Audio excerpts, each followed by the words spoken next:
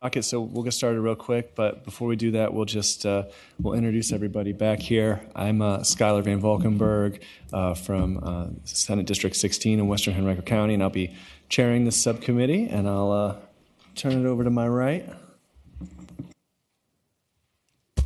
I'm Mamie Locke. I represent the 24th Senate District, cities of Hampton and Newport News, and Mark Pekin are probably the two people you recognize.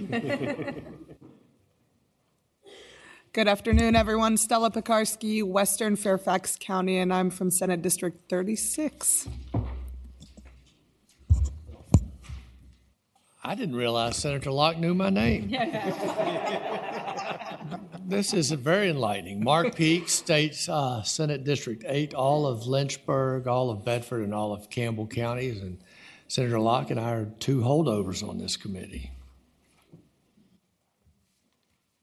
Good afternoon. Christine New Craig, District 19, parts of Chesapeake and Suffolk. Well, not Suffolk. We used to represent that last year. Chesapeake and Virginia Beach. All right, well, we'll get to it because we've got a busy docket, and Senator McGuire is first on the sign-up. Senator McGuire, you have 3 bills, so you just want to pick your poison? Start with home instruction. Which number is that one? Number 83, please. All right, so we'll start with Senate Bill 83. Go ahead and tell us what you got, Senator McGuire. All right, Mr. Chairman, members of the committee. This bill simplifies the procedure for parents to start homeschooling for their children. Currently, the law is applied inconsistently in many districts. Many superintendents apply the law differently and do not have a clear understanding how to handle documentation. The aim of the bill is to streamline that process throughout the Virginia school districts. Parents shall notify the superintendents annually, stating their intention to homeschool their child, and will provide an outline of the curriculum they will teach. Parents shall provide proof that their child has proficiently been taught by providing any one of the criteria outlined in paragraph C of the bill, and there is no evidence indicating that complying with one of the 4 entry-level criteria for the parent impacts the student's academic outline. This bill removes unnecessary paperwork for superintendents and their staff, which mitigates the chance of confusion for families and school offices, but leaves notification and testing requirements in place in order to homeschool. And at the appropriate time, I do have a few folks that would like to speak to it. Do any members of the committee have questions for Senator McGuire? Senator Locke? Is this your first bill here? This is my first bill in the state Senate.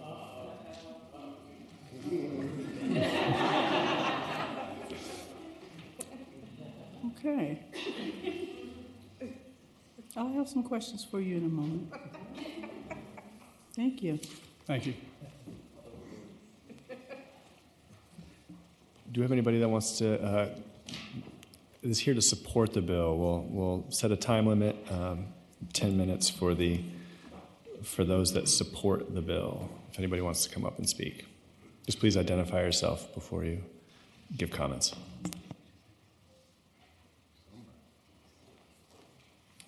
Mr. Chairman, members of the committee, I'm Scott Woodruff with Homeschool Legal Defense Association, and I'm speaking in support of the bill.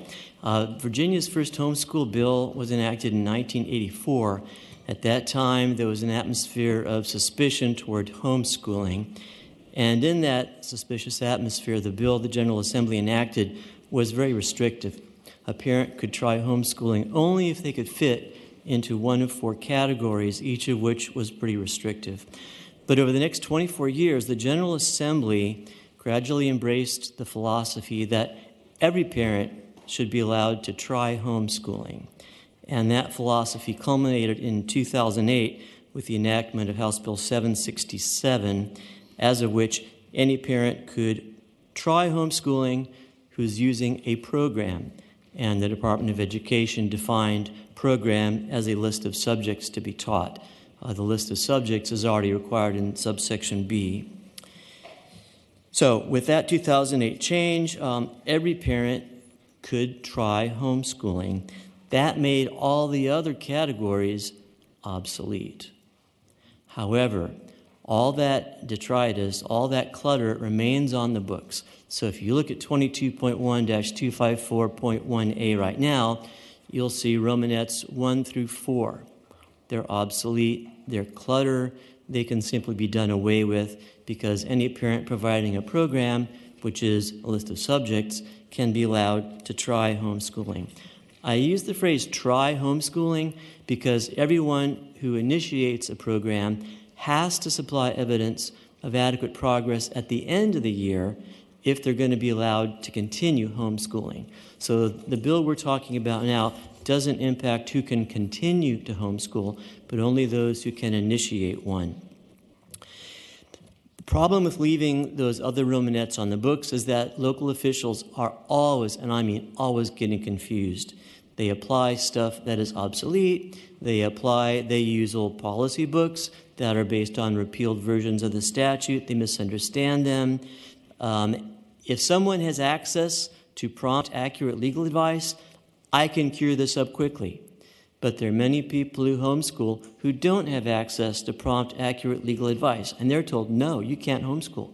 I spoke to a woman just last week who had filed her homeschool paperwork. She had qualified, she had checked 2 boxes to qualify. 1, high school diploma, and 2, having a program of instruction. But she didn't have a high school diploma, she had a GED. And the school official told her, oh, you can't homeschool because you have a GED. The official didn't tell her, yes, you can homeschool because you have a program of instruction.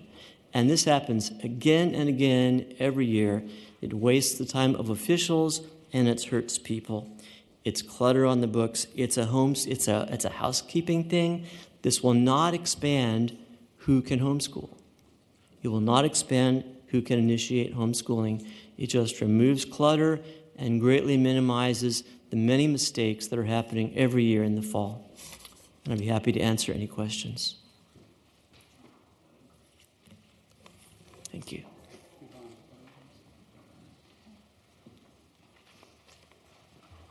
Hello, I'm Ann Hoopsick with the Home Educators Association of Virginia. And HAV is a member-funded organization. Thank you. And HAV is the main largest homeschool organization in the state. Their main work is to help families homeschool correctly, properly, and have a successful outcome. When there's a problem in a school district, excuse me, they are the ones that families contact. And they have spent many hours, weeks, and months trying to resolve problems in local school districts caused by regulations that could be simplified. And there's no evidence that complying with one of the 4 levels of criteria for parents impacts students' academic outcome. Whether they use a correspondence course, the parent was a former teacher, whatever their background, whether the parent was a daycare teacher or whatever, it doesn't impact the outcome of the students. And parents are required to provide proof of progress every year. And that's a very important note, that they provide this to the superintendents every year. And if those students don't have a certain amount of progress, that superintendent could put them on probation. So whether these 4 criteria remain or not, there's still the superintendent looks over test scores every year to make sure the students are progressing. HAV's worked with a number of school districts to try and resolve issues. Some are still not resolved, so we'd ask that you would simplify this so that it would make it easier for the offices to work with our homeschool families. Thank you. Thank you. Is there anybody else in support? Anybody that's opposed and wants to come up and speak? All right, back to the members of the committee. Senator Locke. Senator McGuire, you're removing all 4 criteria, correct? What then would be the criteria? Well, I think that I think Scott could speak to that better than I could.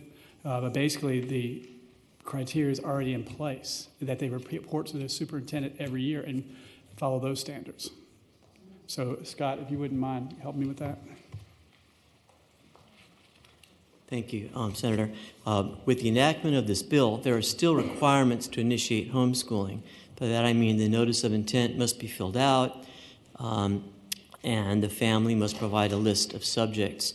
But there will no longer be qualifications to initiate that program of home instruction.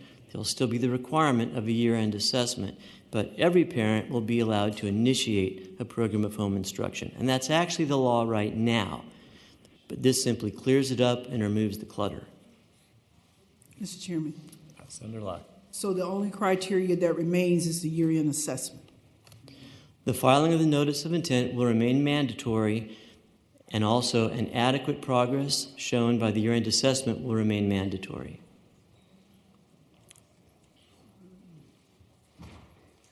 Thank you, Mr. Chairman. That's all the questions I have. Thanks.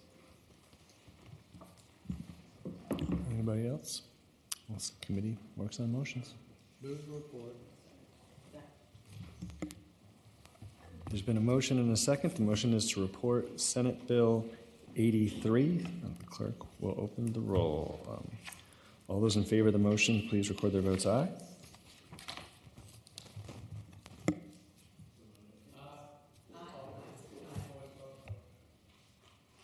All those opposed, say no. No.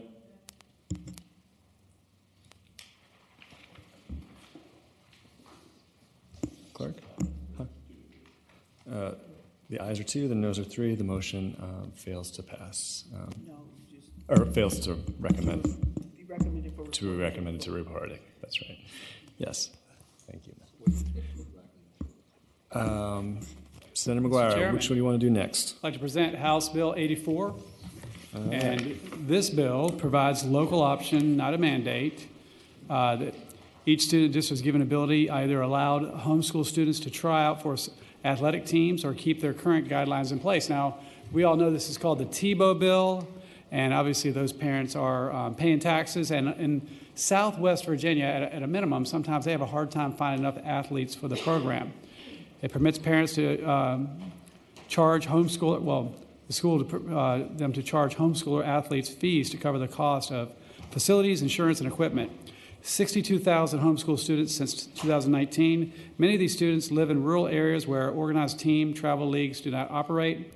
What does the state gain by not permitting homeschool students to participate in public school sports programs their parents already fund through state and local taxes? Of the 35 states that have adopted this bill, not one of them has repealed it. This bill has a sunset clause of 2029, and these student athletes homeschool still remain under the jurisdiction of the local school board superintendent.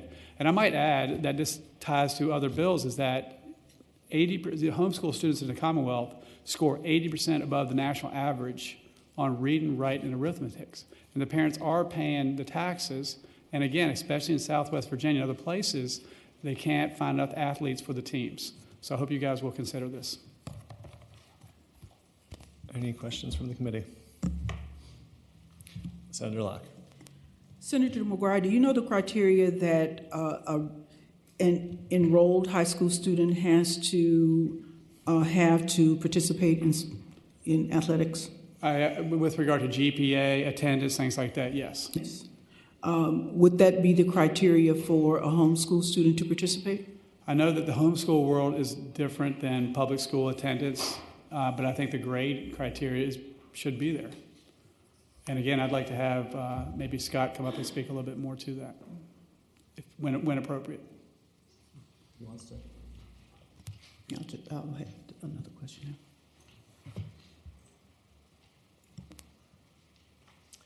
HSLDA is neutral on the bill, so I'd be happy to testify for information, but neither in support nor against. So homeschoolers are required to show adequate progress every year. And so while I'm not familiar with this bill, the most logical connection would be that adequate progress shown at the end of the year would also qualify the student to participate in the sports program. Senator Locke? You're done? Okay. We'll hear testimony for people who support. We'll set up the timer again at 10 minutes for those who are in support. So if you support it, just identify yourself.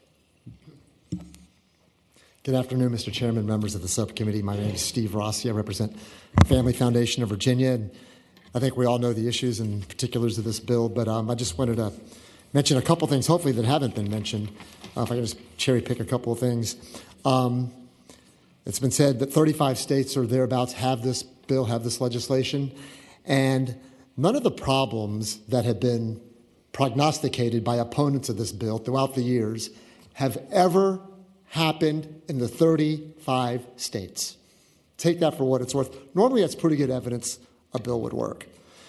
Another thing that's been left out, military families. And Virginia's on a constant campaign to become the most military-friendly state in the country. Military families appreciate this bill because of the frequency of the transfers of the military personnel. It becomes a real hassle to constantly de-enroll, re-enroll as they move from city to city, base to base, their sons and daughters in public schools. So they consequently homeschool a lot. So this helps military families. And this is billed as a homeschool bill. Actually, the way things are evolving, it's very much a two-way street.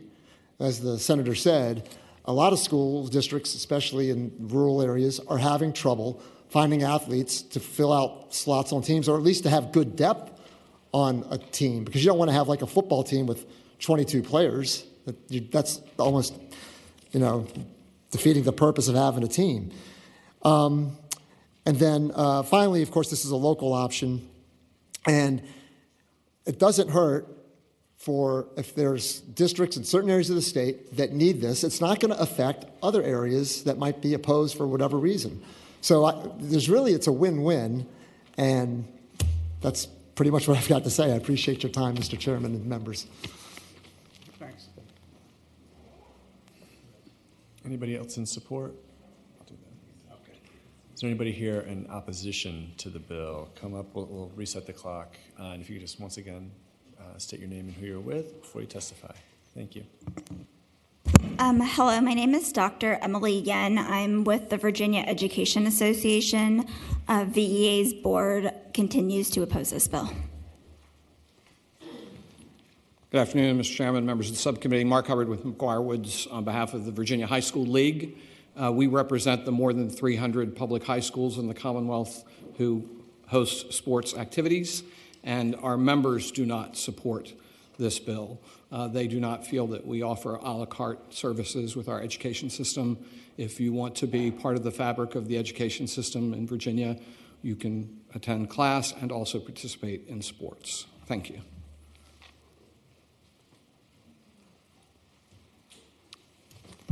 Mr. Chairman, members of the committee, Tom Smith, the Superintendent's Association. This is probably my 13th year here, and I think every year I have come and told you about the same thing. We oppose this. It's easy for a homeschooler to participate. All they have to do is enroll.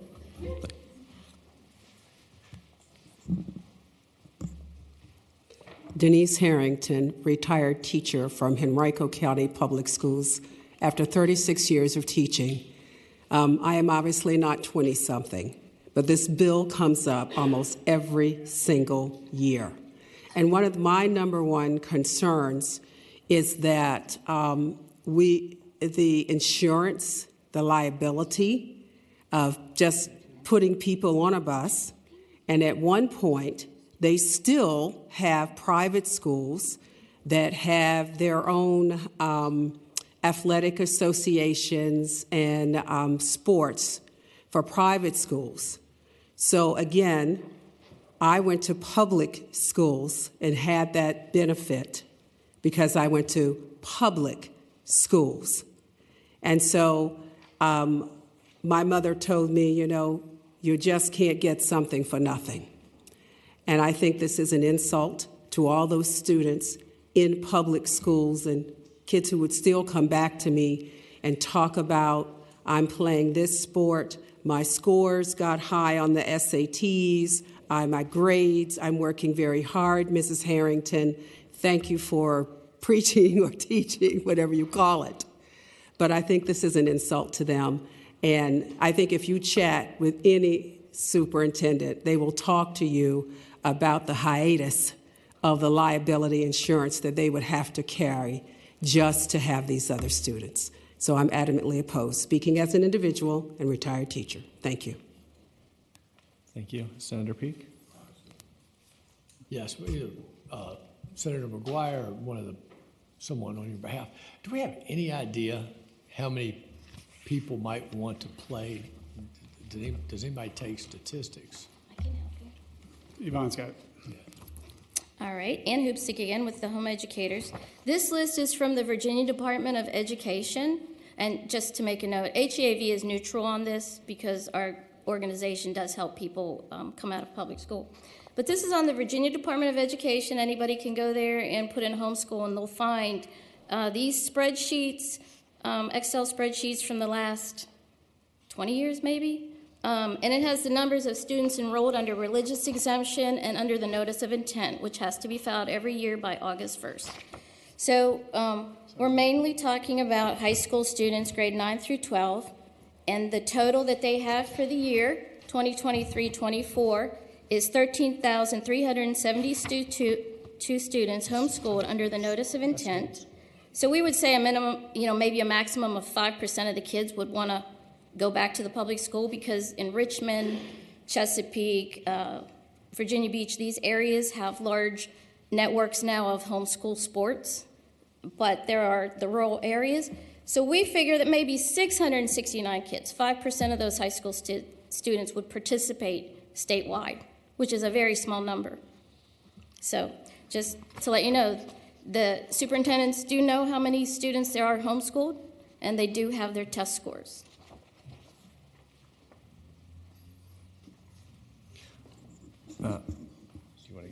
You want to speak to the bill? Speak. I'll give him the last word.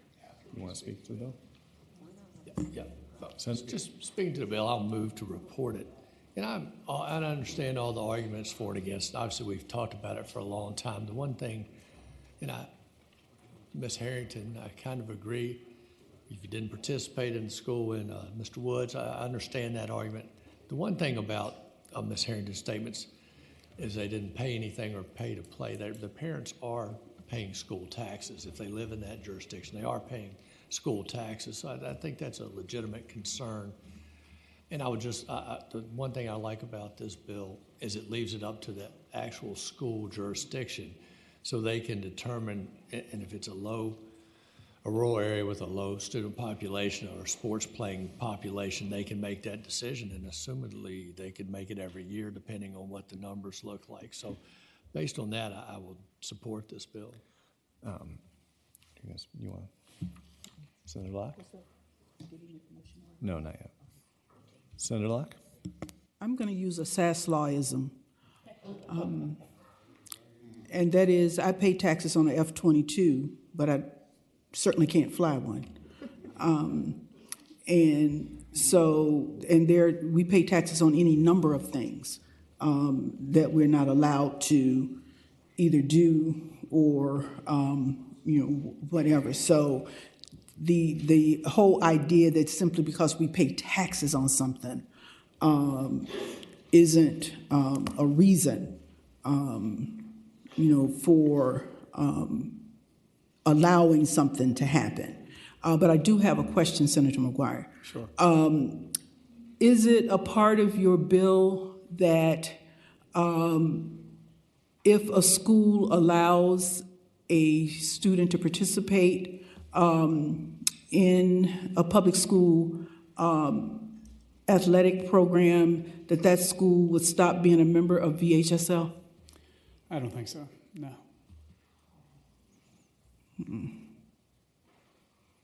Okay. Well, I'll speak to the bill real briefly, and then Senator McGuire, I'll give you the last word. Sure. Like Tom, every year I've been here, I've seen this bill and voted on it. I've given the long version of the speech and the short version of the speech about why I don't support the bill, and I'll give the very short version, which is that I think at the end of the day, there are a lot of kids who only come to public school every day and only succeed or even come to the building because of those extracurriculars, whether it's sports, it's theater, it's music, it's a club, and I think the focus should be on those kids that are in the school and those clubs and sports helping facilitate them become better students, and that's why philosophically I remain opposed to this bill and won't move to recommend to won't vote personally to recommend to report, but give you the last word before we make a motion.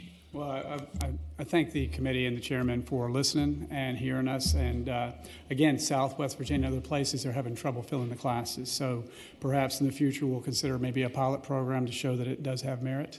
But again, I appreciate you listening.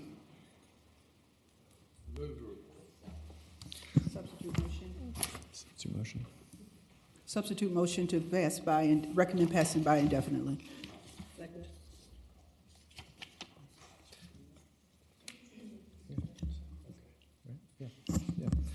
There has been a motion and a second.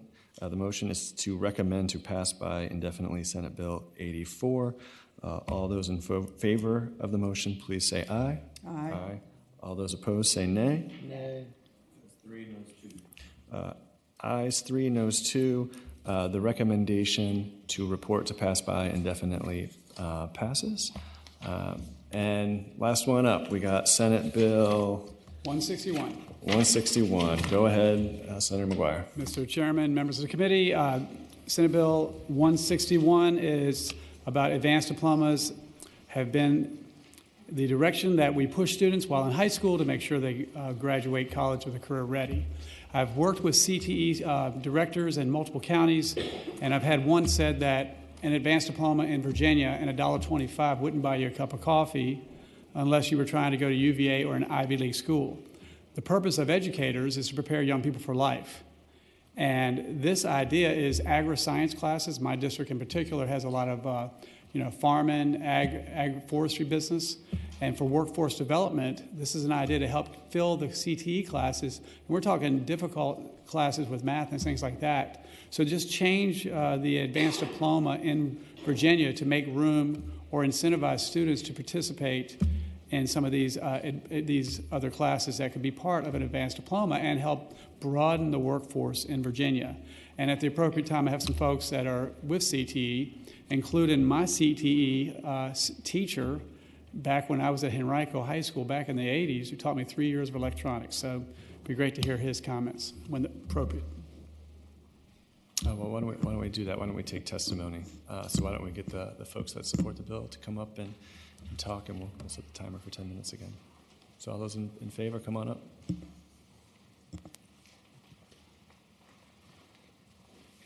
Good afternoon. My name is Mac Baton, and I am the Director of Workforce and Career Development for Henrico County Public Schools. And I have to be honest, this is my first try at my 39th year of doing this. So I speak with a little experience. When we think about students graduating from high school, we all would agree we want our students to graduate college and life ready and work ready. The trouble is we're missing the work ready part sometimes, because as we push students towards being college ready, we're not giving the student the chance to explore and find out what they can be good at, what they can work at, where they can go. And the goal should be not just graduate college and career ready, but graduate life ready by being enrolled, enlisted, and or employed. And to do that, we have to open the opportunities up for the students. And so often students have to choose, am I going to be a CTE completer, or am I going to earn what we consider to be the gold standard of education, an advanced diploma? So for a student to be a CTE completer and an advanced diploma, be awarded advanced diploma, they have to make a choice sometime. They might have to go to summer school. They might have to give up and take an early bird class. So there's the equity piece of that for students. Suppose you can't get to school early, or suppose you don't have the opportunity to do in the summer. And I'm going to give you one quick example, because this is powerful. And I use this a lot because this is one of those moments in life you sit there and think education is so powerful, and what we say and do for students is so powerful. I was coming home late one night. It was 8 o'clock. I stopped at a Sheetz, and you're saying, how's this got to do with this bill? Well, I'm standing there, and the young man standing beside me, as you can tell, I'm not very tall, but he was probably about 6'8", and he was standing very close to me, and he worked for Sheetz, and he's just standing there looking at me while I'm waiting for my cup of coffee. And those coffee brewers are slow.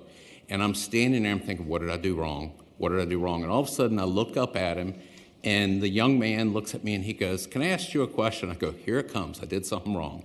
He goes, "What do you think I should do with my life?" And I'm like, "Excuse me?" And he says, "Well, I see you coming in here. You look happy." He said, "I am 18 years old, graduated from high school, and I'm working at Sheetz." Now, there's nothing wrong with working at Sheetz, but I looked at him and said, "Well, what do you think you want to do?" He go, and this is the part that I think really speaks to this bill. He goes, "I want to be an electrician, but no one ever told me how. The only thing that anyone ever talked to me about was making sure I earned my advanced diploma." And he said, "Now I'm working at Sheetz, and I don't know what to do." Well, I will tell you, for that young man, he had a job as an electrician the next day. But he never had the opportunity to explore his passion to find out, do I want to be an electrician? Do I want to be a plumber? Do I want to be a vet science, into vet science? So I think the power of opening up that gold standard to where a CTE completer can earn that gold standard just like anyone else, as easily as anyone else, is about an equity issue, and it's also about rewriting the narrative of what we think about the future workforce and what it's going to take to be successful in that future workforce. Question, yes. Sir, Senator Peake. question. Did Senator McGuire say that you taught him in Yes, Henrico? I started at 3. So,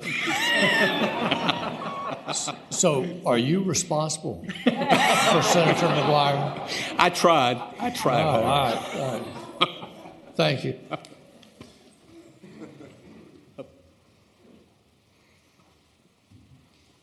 Mr. Chairman, members of the committee, Tom Smith, the Superintendent's Association. I want to piggyback somewhat on what you just heard. Several years ago in another function, I evaluated one of the major CTE programs in the state. And what the problem we ran into was the fact that if you wanted to be an advanced degree, have an advanced diploma, or you wanted to do CTE, you didn't have the amount of time within the calendar day to do both, particularly if you had to travel to the CTE school in order to get that. One of the other things we looked at is what are the really prime CTE programs across the country, and in identifying them, they were full or half-day programs, but they allowed students choice. And so what this does is, and the reason that I'm in favor of it, is this one, and I'll speak along with the other program that you've got coming up in the bill, it allows students choice within a confined frame of time that they have to do, again, to get that gold standard of the advanced diploma. Thank you.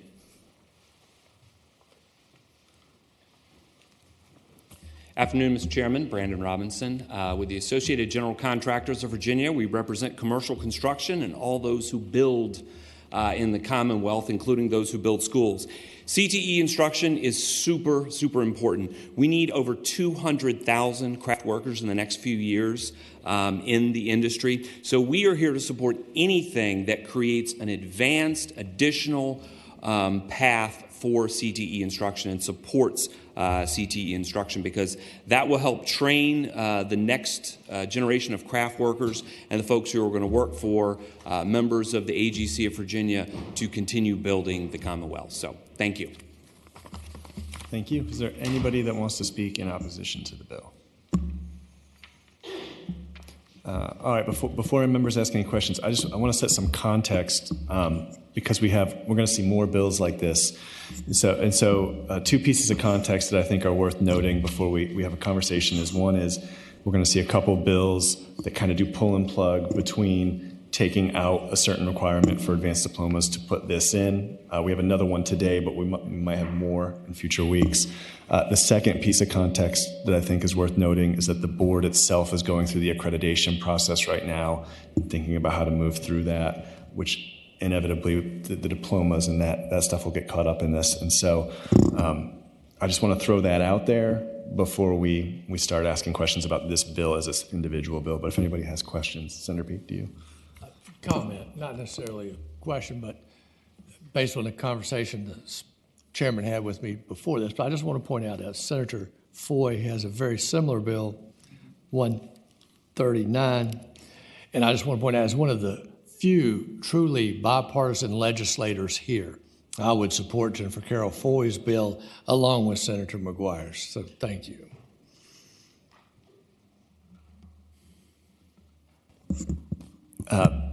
And I'll note first, if anybody hasn't looked at Mac Beaton in his career, you should check out all the work that he has done in this space to make Henrico County a leader and to draw attention to this issue across the nation, really. And I think that's important to note, all the important work he's done. I will say that my hesitancy with this bill and the others is that we do have that accreditation process happening, but I also worry about the pull and plug. I think CTE sees itself kind of as a loser in this moment, in this conversation with advanced degrees, and I don't think that's wrong, by the way. I don't think that's wrong at all. I worry about replacing other things and having other content areas be a loser as they become a winner, and I think I think a more holistic look at these degrees is the pathway to go to ensure that we can get CTE on that path, but to make sure lab sciences isn't losing out, or to make sure that foreign language isn't losing out in the process. And so I'll put my cards on the table. I think what we should do is pass these bills by, send a letter to the board, and then as they go through the accreditation process over the next year, if they don't do what we like, we could always come back and make them do what we like, right? Right? And we can send a letter to that, with that message. But if anybody else has questions or comments. Thank you, Chairman. Sorry. Thank you. I don't have any questions, but I would say I agree with you. I think this needs to be looked at holistically because of the, swapping out of these different requirements right now. And it is, the conversations around this, I think we also need to look at how we are talking to kids starting early on about their pathways. That the advanced diploma is not the only pathway. But I think if we're going to be, switching and moving things around, we've got to do it holistically and take all things into consideration.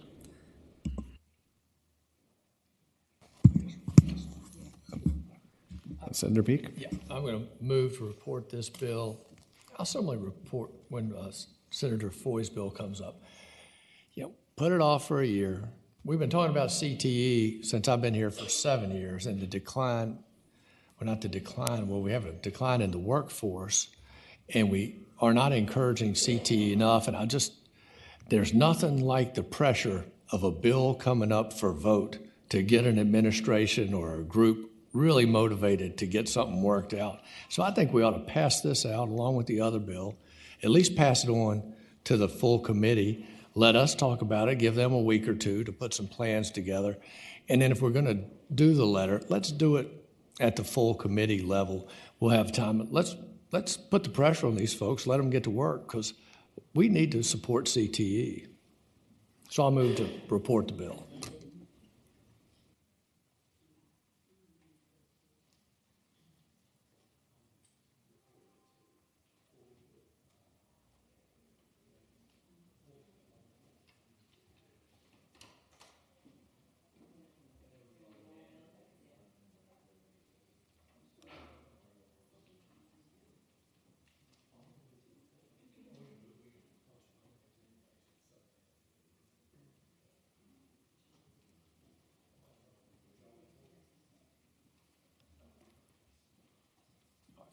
You want to make that motion?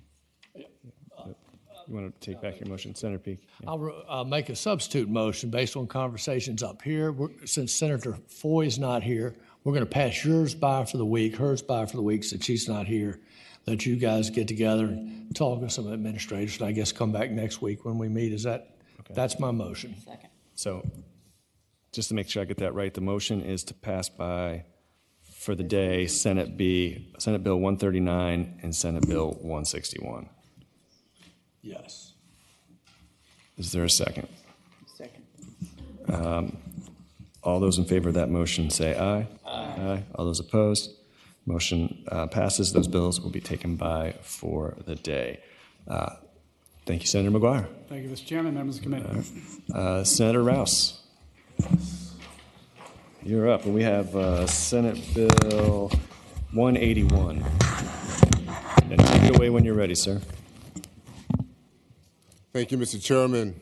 Good afternoon, members of the subcommittee and Mr. Chairman. I have a bill before you, SB 181. It's a cardiac emergency response plans bill. As you all are aware, cardiac arrest is the leading cause of death in America. Each year, more than 350,000 people will experience a cardiac arrest away from the hospital. When seconds matters, only 40% of those people will receive immediate help prior to the arrival of an emergency responders, which brings their survival rate down to around 10%. It is estimated that this year in the United States, more than 23,000 children under the age of 18 will experience cardiac arrest outside of the hospital, with almost 40% of these cardiac incidents being sports-related. With over 1.2 million students enrolled in Virginia's public schools, as well as over 400,000 teachers and staff working in Virginia school buildings at any time, it is critically important for each school facility to have a plan in place to address cardiac emergencies and provide critical care when seconds matter. This bill is a next step in increasing positive outcomes for our public school students and staff who may suffer from an emergency. A cardiac emergency plan, response plan, or CERP, is a written document that establishes clear and specific steps to reduce death from cardiac arrest. These plans are: 1, written by each individual school to ensure it meets their needs; 2, written and routinely reviewed by the local EMS; 3, prepared with the plan of having regularly scheduled training and drills to ensure everyone is absolutely clear on what needs to be done, and they ensure AEDs are appropriately placed within the school, that they are regularly tested and maintained. As you all may remember, there was an incident in the NFL where Damar Hamlin, an NFL player, had a cardiac arrest on the football field. The responders responded immediately and executed the CERT plan flawlessly. Using the American Heart Association plan CERT, they were able to save Mr. Hamlin's life. And as you're aware, the CERT plans that they were using were used by the American Heart Association in conjunction with the American Medical Associations that are in this bill. And since then, the American Heart Association has expanded their work with the NFL and many other organizations to ensure schools and other organizations across the nation are trained and prepared to act in the event of a cardiac emergency. It's my pleasure to hope you pass this bill, and if you have any questions, I myself and the expert are standing by for questions. Senator Rose, I just had 2 quick questions. I think they're pretty straightforward. I think they're pretty easy answers. My first question was, the bill kind of does 2 things essentially. One is it says localities are going to set up this plan, and then the second thing it does is set up kind of like a fund to help implement the plan. Is that right? That is correct. Mr. Chairman, last year, this body unanimously voted to pass Senate Bill 1453 that was carried by Senator McPike, which mandated the placement of AEDs or automatic external defibrillators in schools. And this is just the next step in that plan to go along with that. And then my second question, Senator Rouse, is if you're looking at lines 2930, where each school shall develop a cardiac emergency response plan that addresses the appropriate use of school personnel. If you could just flesh out what appropriate means, as a teacher who knows the, Yes. Sometimes I get a little skittish, right? Because it's like, here's another training. I guess is this like the nurse? How kind of wide is the training for this? Like who's getting trained, I guess? So they are written and routinely reviewed by the local EMS. So there would be partnership with the local EMS who would hopefully, but not, respond to a cardiac emergency, and they will, in conjunction with the school, work with the school staff. So the nurse and all of those teachers, may it be a gym, what do we call it, athletic directors. I've been away from school so long, I forgot what we call them. PE teachers, what we used to call them, as well. So, but they will be working together hand in hand for that, develop that plan. Senator Peake?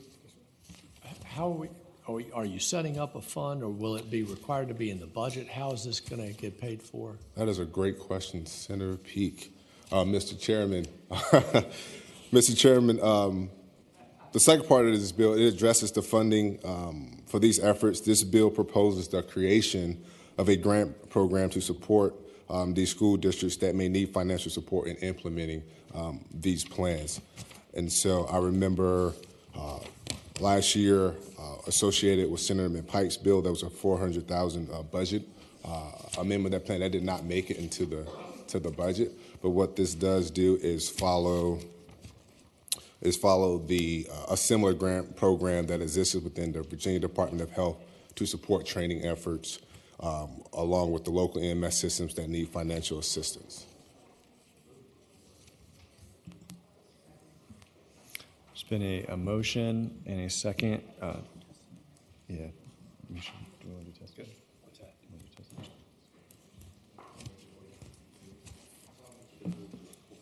Okay. Is there anybody here that would like to testify to the bill, Senator Rouse? We have my expert witnesses. She want to say a couple words as well.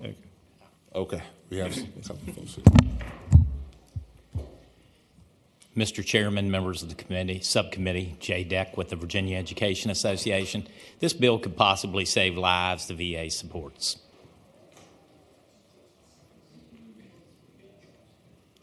Good afternoon, members of the committee. I'm Nicole Westcott. I am the Government Relations Director for American Heart Association, here to speak in favor of Senate Bill 181. Senator Rouse has already made a great case as to why these CERP plans in schools just make sense as a next step in optimizing health outcomes for our students who may suffer cardiac emergencies in school. Virginia requires CPR as a graduation requirement for high school students, which every year puts more people in our communities who are ready to take action when a cardiac arrest occurs.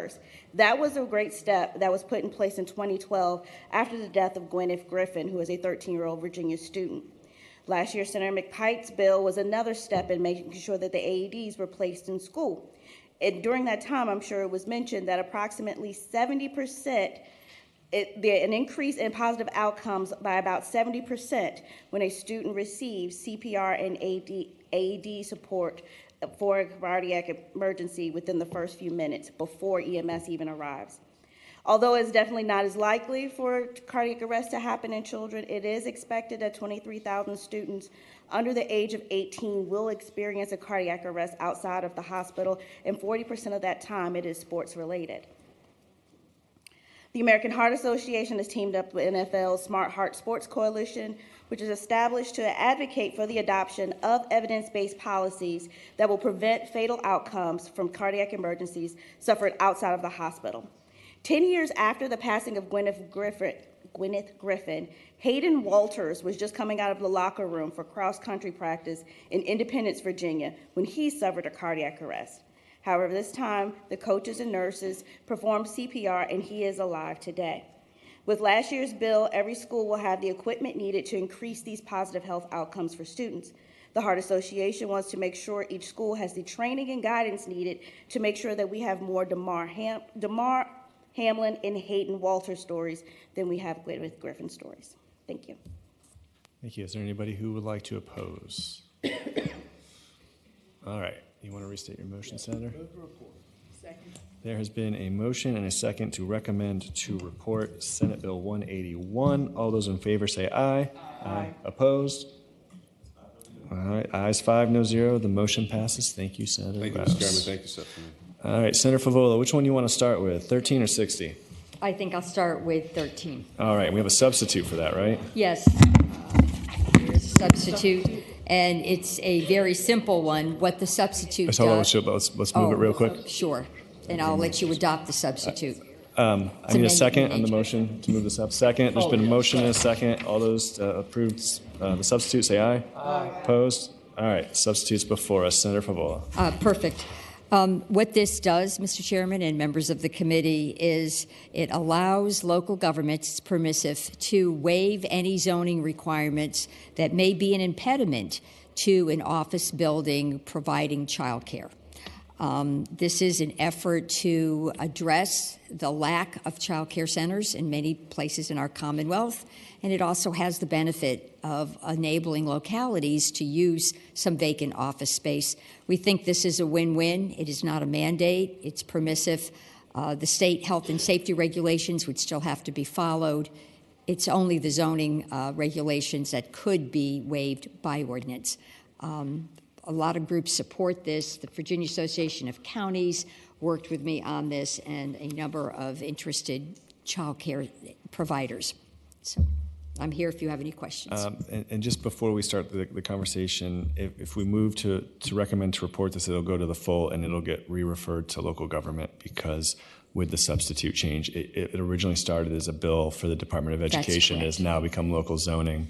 So we will ultimately be re-referring this to a different committee. Yes, I would love to have you, give a stamp of approval before you re-refer it. But yes, you are correct. I fully expected you would say that. Is there any questions from the committee? Is there anybody who wants to testify in support? Let's limit this to 5 minutes. That's a little temperamental. Good afternoon, Mr. Chair. See a long line. If we could be brief, because I think this is going to be. Don't sell past the win. Yeah. VACO supports. We thank the senator for making the changes and look forward to dealing in local government.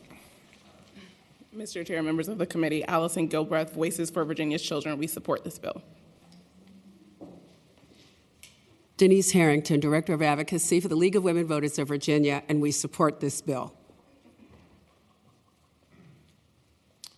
Mr. Chair, members of the committee, Ken Hutchison on behalf of the Virginia Early Childhood Foundation and on behalf of the Virginia Promise Partnership today, certainly support the intent of the bill and appreciate the Senator's effort to increase the child care supply. Thanks. Mr. Chairman, members of the subcommittee, Emily O'Brien with Kemper Consulting. On behalf of the Virginia Business Roundtable for Early Education, we support efforts like these to bring the private and public sectors together to increase the supply of child care available for Virginia families. Thank you. Mr. Chair, members of the subcommittee, Josette Bolivar with Virginia Municipal League. We also support this bill. Thank you. Does anybody oppose child care? I think this is in the motherhood and apple pie category. All right. Can we get a motion? Move to report. Recommend report. All right, there's been a motion and a second to recommend to report the substitute to Senate Bill 13. And to re-refer it, and to re-refer it. We did in full. Okay. All those in favor of the motion, please say aye. Aye. Opposed? Ayes 5, nays 0. The motion passes. Senator Favola, back to you, Senate Bill 60. Thank you. Mr. Chairman, this is another motherhood and apple pie bill while we're on a roll. So the bill before you is Senate Bill 60. There are no amendments. And what this does is it directs the Department of Education to make available to every school board and to post on its website guidelines on how to develop an IEP. We expect that DOE probably has a lot of this done, but we have heard from constituents, we, meaning the Commission on Youth and the Developmental Disability Commission, that more information on the website would be helpful and more information in the hands of the school boards would be helpful. This bill was endorsed by the Commission on Youth and the Virginia Disability Advisory Commission. Is there anybody that would like to testify in support? Come on up.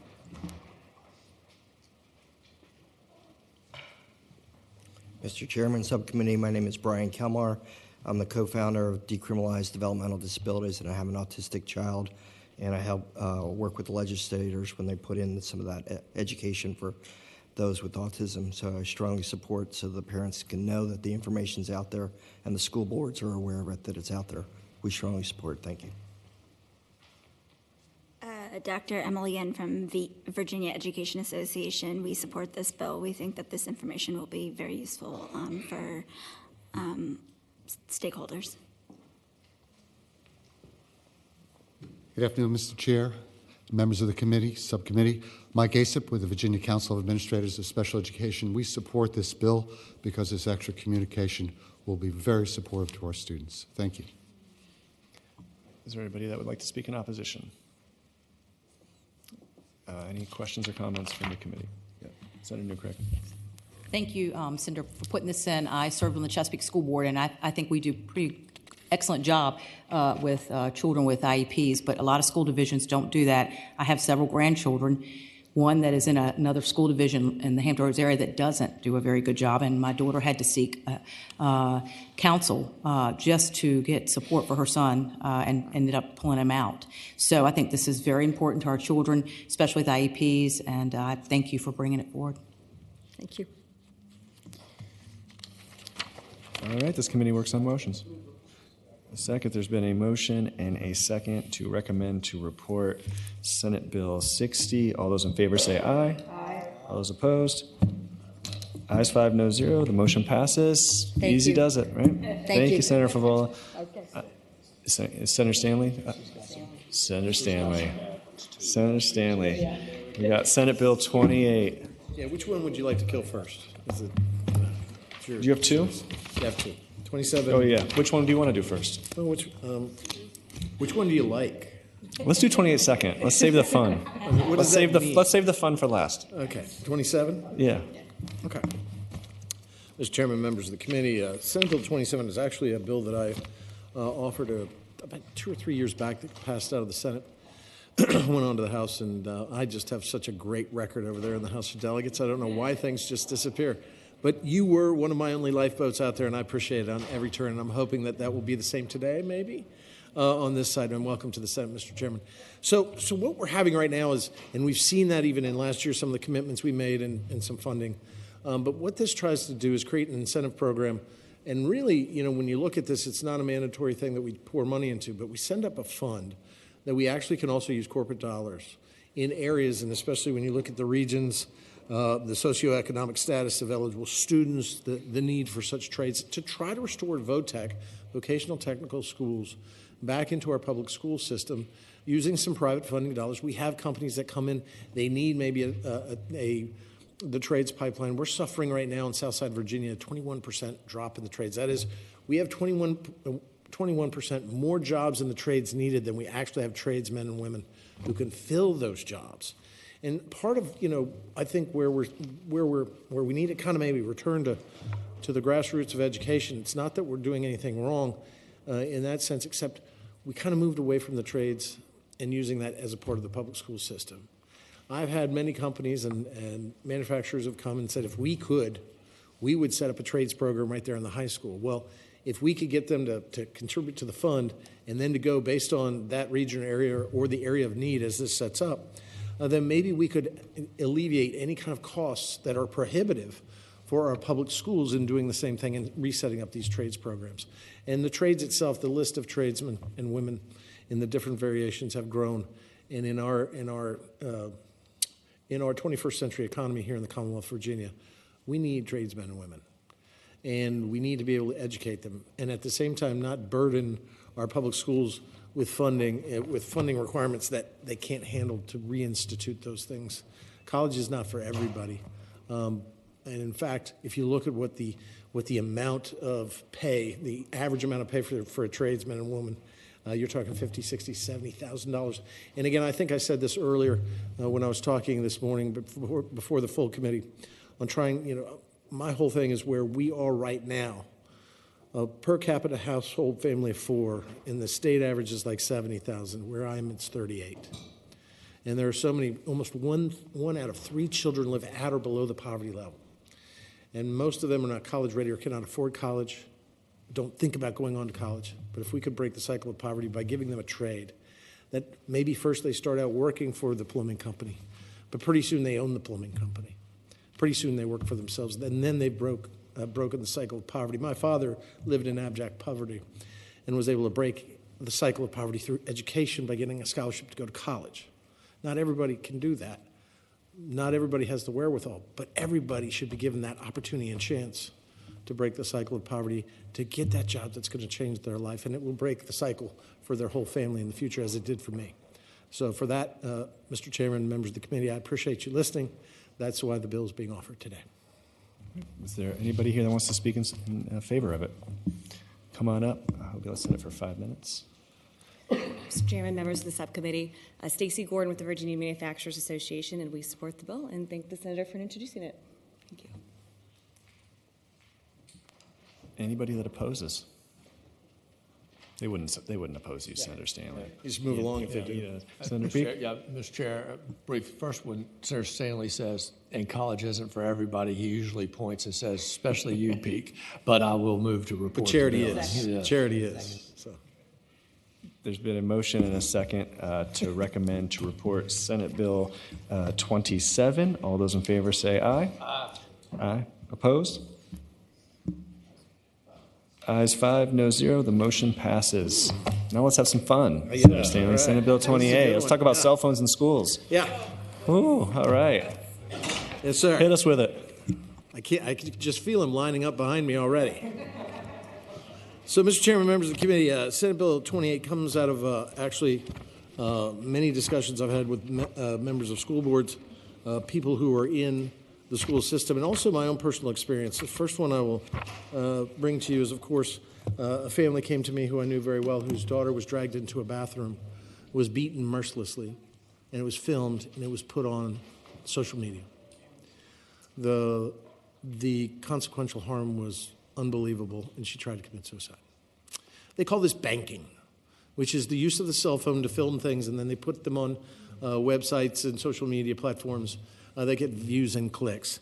And what we've seen in that is that it has such a detrimental effect. I would say it's akin to bullying, cyberbullying even. And what we see is that this has a huge effect on them as they're growing.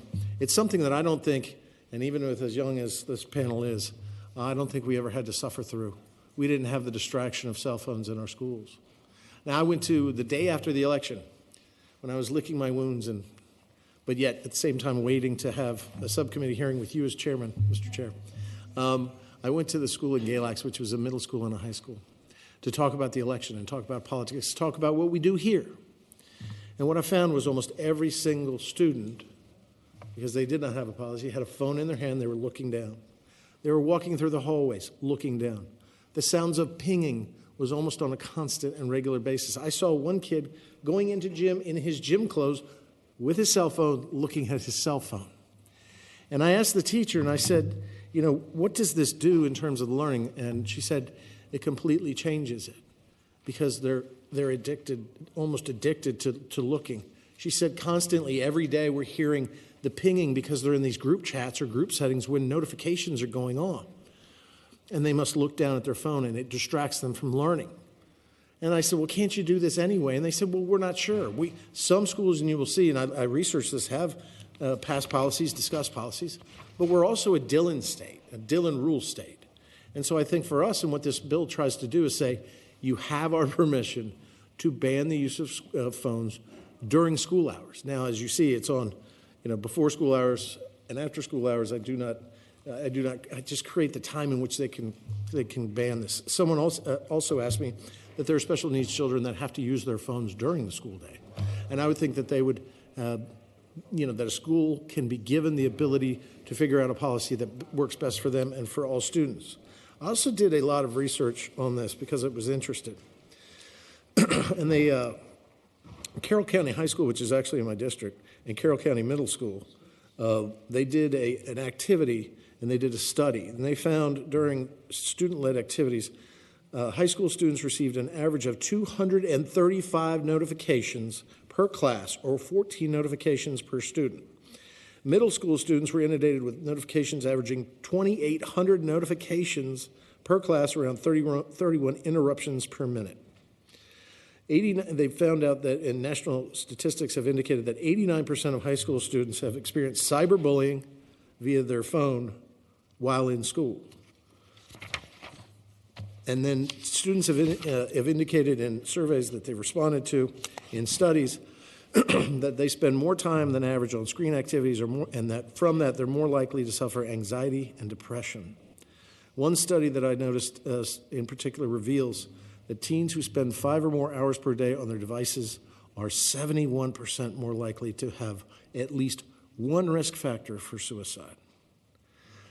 We send our children to school to learn. We try to protect them the best we can. Our schools do the best job they possibly can. But there is something in their hands that is sometimes more powerful than a school, or the good words and good work of a teacher, or the hopes and dreams of administration, or the security to keep children safe. And it is in their left or right hand, and it is the cell phone.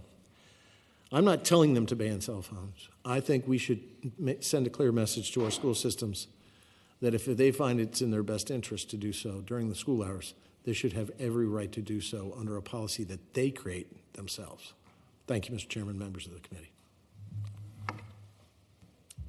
Anybody in support of the bill? Senator Locke has a question.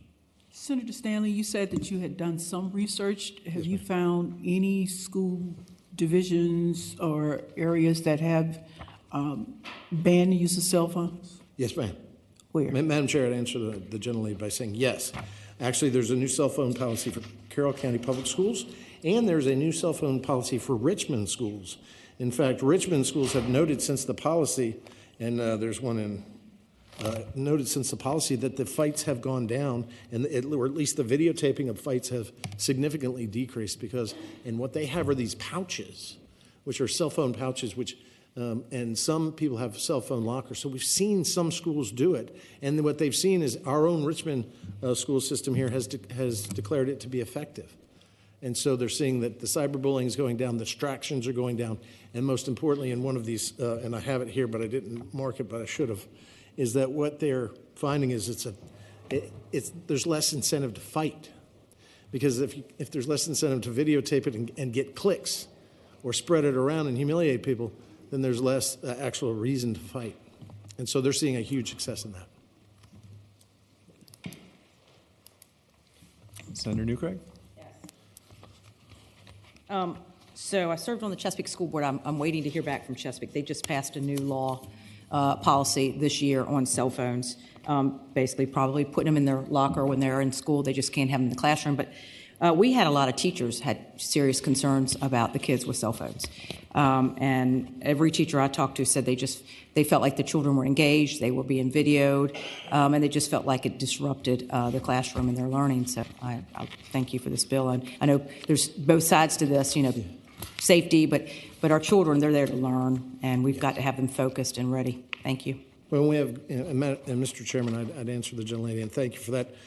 There are so many good teachers that cannot teach because these things have captivated the students' lives. And Mr. Chairman, I'd say I'm looking through this. Tazewell County School Board had approved a cell phone policy, and we've had Petersburg looking into one, and then the Richmond has passed it. This is not mandating anything, but I think some of those school boards and the people that I've talked to, principals, superintendents, administrators, say, we are hesitant only because we have had not that direction from the Commonwealth, and we are, as I said, a Dillon Rule state, and I think this says to you, look, take a look at it, you can do it, we have confidence in you doing it, it's for the best interest of the children.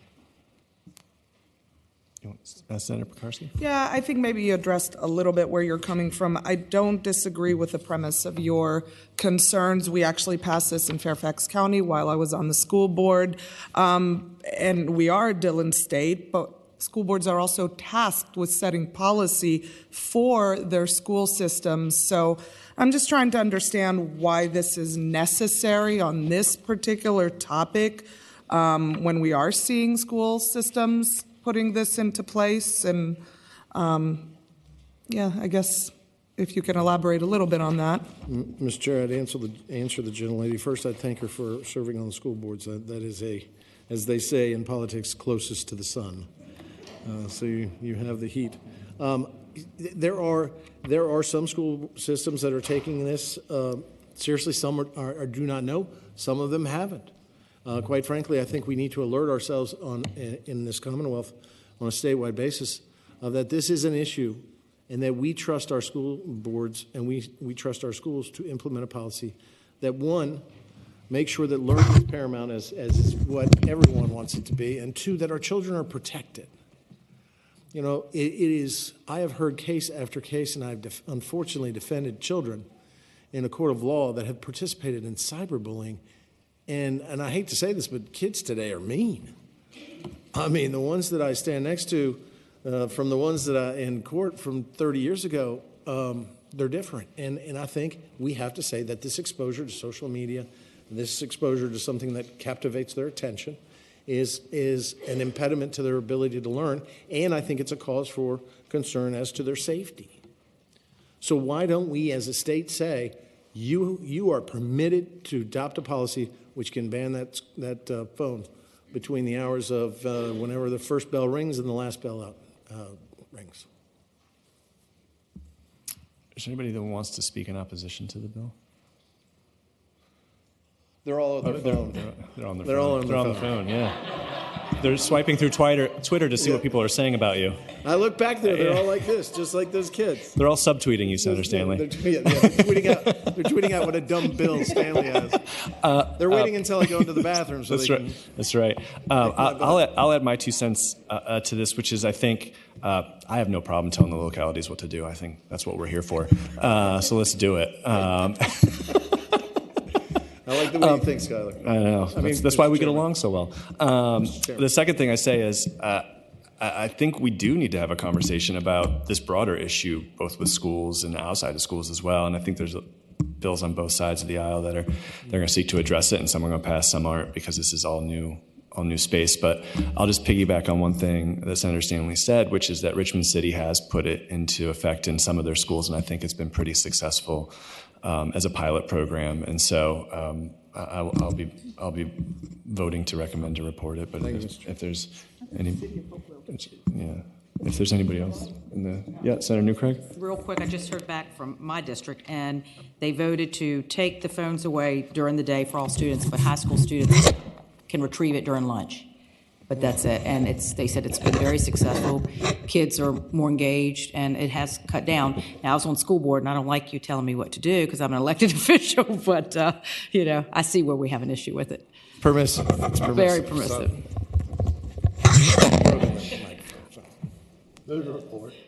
There's been a motion and a second to recommend to report Senate Bill 28. All those in favor say aye. Aye. All those opposed? I'm abstaining. Me too. All right, ayes 3, no 0, abstentions 2. The motion passes. Thank you, Mr. Chairman. Members of the committee for your time. Thank you for your time, Senator Stanley. Senator Rome, come on up. We got 2 bills. Senator Rome, do you have a preference? Mr. Chairman, if it's the chair and the member's request, if we could take up SB 314 first. Slightly out of order here. Senate Bill 314? SB 314. This is the Farm to School Task Force bill. This one is a little bit quicker than the other one to deal with, so I just wanted to ask if it's if the subcommittee's will for us to take that up. Okay. All right, thank you, Mr. Chairman, and thank you so much to the members of the subcommittee. SB 314 is about making sure that Virginia students know how to grow food here in Virginia, and that Virginia students can eat food at school grown here in Virginia. This bill would create a farm-to-school program task force to encourage schools to purchase locally sourced produce, educate students on the importance of agriculture through experiential and hands-on opportunities, including school and community garden programs and local farm visits, and have guidance and documentation be provided for schools for the implementation of the farm-to-school programs. The bill will both educate children on the importance of knowing where our food comes from, as well as support local business. This bill will strengthen an existing program by creating additional requirements regarding the education aspect for students, as well as codifying the requirements. Accompanying this bill, Mr. Chairman, will be a $60,000 budget amendment to bolster VDOE's efforts creating a sustainable future for our Commonwealth. Is there anybody here that would like to speak in favor of the bill? Come on up. And Hobie's 5 minutes. Mr. Chairman, members of the subcommittee, Jay Deck with the Virginia Education Association, and we think that this is a good program. It will help our students, so we're in support of it.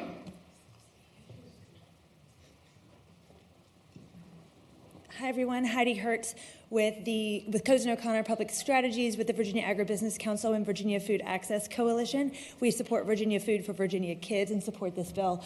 Also, on behalf of No Kid Hungry, we support this bill. Afternoon, Mr. Chairman. Brad Copenhaver, representing the Federation of Virginia Food Banks. We support the bill. My name name is Adele Settle. I'm with Settle the Debt. We pay down kids' lunch debt in Prince William County, but I'm also the mom of a third grader, and I've witnessed her enjoy the materials that have been presented about local farmers, and she's more willing to try vegetables that she does not like when she sees those advertised in her elementary school. So I support this bill. Thank you. Thank you, Mr. Chairman. Catherine Ford with the School Nutrition Association, and we support this bill. Hi, Mr. Chairman. Chloe Edwards with New Virginia Majority. We support this bill. We think it's great that youth not only can have access to food, but also learn how to grow their food and have autonomy over what they eat. For that reason, I hope everyone supports the bill as well. Mr. Chairman, Emily Moore with Voices for Virginia's Children. We support the bill. Thank you. Mr. Chairman, I'm John Suswick with Virginia Professional Educators. We support this bill and any other legislation that increases our students' access to fresh food. Thank you very much. And who is in opposition to farms? And food. So, Mr. Chairman, if I may quote one of our Republican colleagues in the Senate, it's really hard to hate this bill. Any? Yeah. All right, there's been a motion and a second to recommend to report Senate Bill 314. All those in favor, please say aye. Aye. Opposed? Ayes 5-0. The motion passes. Senator Rome, back to you. Senate Bill 283. Thank you so much, Mr. Chair. Now, Mr. Chair, for this next bill, this is SB 283. I have some documents here that, if with your permission, I'd like to, the team here to be able to pass out to the members.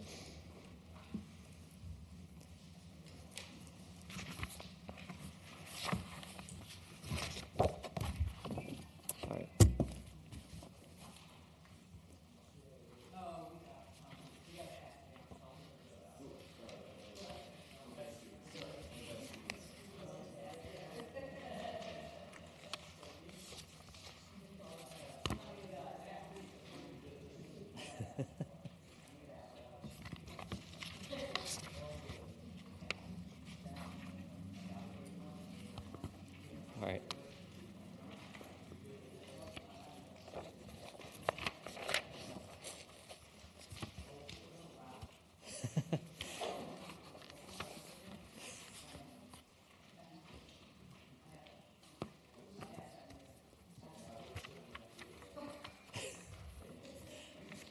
Thank you so much for tolerating this. I appreciate that. All right, Mr. Chairman, and to the members of the subcommittee, SB 314 is about making sure, I'm so sorry, that was the last bill. Let me go into this one. Thank you, Mr. Chair and members of the subcommittee. Today I present SB 283, a bill that would ensure that all Virginia public school students receive breakfast and lunch at no cost with no questions asked unless a parent requests otherwise. We, as a Commonwealth, will make sure that all school divisions are made whole by bridging the meal debt gap with state dollars. So just want to make clear that this is not an unfunded mandate to localities or anything like that. This is about making sure that every kid who goes to school gets fed, no questions asked. With the nearly $100 million federal dollars that will be directed to Virginia as a result of the National School Lunch Program and the Federal School Breakfast Program, the Virginian tax dollar would be spent more effectively and more efficiently. Additionally, the bill establishes a stakeholder work group to study the potential impact of offering guaranteed school meals on other education funding streams that use school meals applications to determine eligibility and need. Finally, this bill would act as a continuation of the work that was conducted from the federal government during the pandemic, which allowed children to receive free lunch through various federal waivers. With the administration of these meals, there was a significant decrease of hunger and food insecurity among students, and elimination of social stigma amongst students that receive free and reduced lunches. Based on the research conducted by independent organizations and Virginia agencies, the estimated cost is $34,100,000 for school breakfast per school year and $138,900,000 for school lunch. And here today we have a number of constituents and other groups who are here, including, you briefly saw earlier, my constituent Adele Settle the Debt. She has had to pay down, just through her own charitable work, tens of thousands, not hundreds of thousands of dollars of school meal debt in Prince William County. And with that, I'd like to direct you all to, in the packet here, you're going to see at the top here, this one says Prince William County Public Schools CEP 2023-2024. Now, for you all as members, and I'm going to include Senator Craig because our LAs do so much work, they just don't get to vote on the Senate floor. So you do the work on this as well. When we all as a body unanimously approved HB 5113 in the 2020 special session, where we required enrollment in CEP for all eligible schools, this is the product of that vote. We have 44 schools in Prince William County now that have a grand total of $0 of school meal debt total. On the next page, however, you're going to see the more than 50 other schools that we had. They ended the first semester of this past school year with $291,256.57 of school meal debt. The disparity there between the schools that qualify for CEP and those that are just outside of its reach is shocking and startling in some cases. I've got high schools in my district right now, Mr. Chair, that have more than $20,000 of school meal debt and climbing right now. And if you go on to the next one here, you'll see school divisions that offer free meals or a portion of schools. So right here to start with, you have a number of localities here that are offering CEP to some schools where some students right now are having universal breakfast and lunch every day, right? But not everyone in that locality. As you all look at this, most of you will see a locality that you represent that's included here. However, if you go to the next page after this, what you're also going to see is school divisions that offer free meals at all schools. This is a much larger list at this point because we have so dramatically expanded enrollment in CEP. And so a lot of you on here, not everyone, but represent school districts that have everyone enrolled in CEP. What we're trying to accomplish is taking care of the difference. And this is where the large question that comes in. How about the parents that can afford it? What are we saying to them? What are we saying to everyone else with this? I'm going to mention a few things with this. Each one of us who represents those CEP schools, not every single student who attends a CEP school can't afford on their own breakfast and lunch. A lot of them come from families that can. But most of the students there, or 40% or more of the students there, have enough insecurity at home financially that they need help, and that collectively we've decided it's in our interest, it's in the students' interest, and it's in the parents' interest to make sure that we are taking care of everyone at the school. When we've got these schools that are coming in at 39.9% CEP eligibility and they're not being taken care of, that meal debt number that I showed you from Prince William, that's as real as it gets. And that when that is unresolved at the end of the school year, that's money that wasn't going into building up a computer lab. That's money that wasn't going into a classroom. We've got to take care of this issue. And frankly, if the federal government isn't going to do its job, as far as I'm concerned, of fully funding universal free school meals for all, then we've got to step in and take care of our student constituents. And with that, Mr. Chair, I'm happy to answer any questions. Are there any questions from committee members before we get to testimony?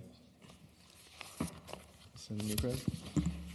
So in the bill, in the very beginning, it says the bill will require the Department of Education to reimburse.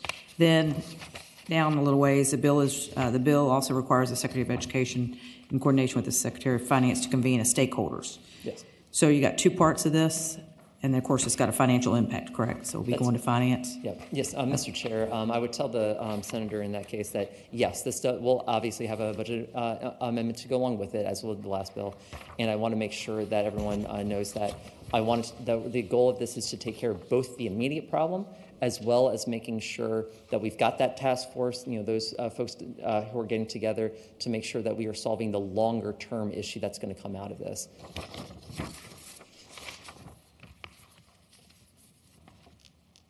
Thank you, Mr. Chair. Yeah. Let's line up the folks that want to testify in support. So if you're... Mr. Chairman, members of the subcommittee, Jay Deck with the Virginia Education Association. Our organization has a universal policy that we believe all children should have free lunches. So we're very much in support of this. We do understand, though, the financial burden that this places on the Commonwealth.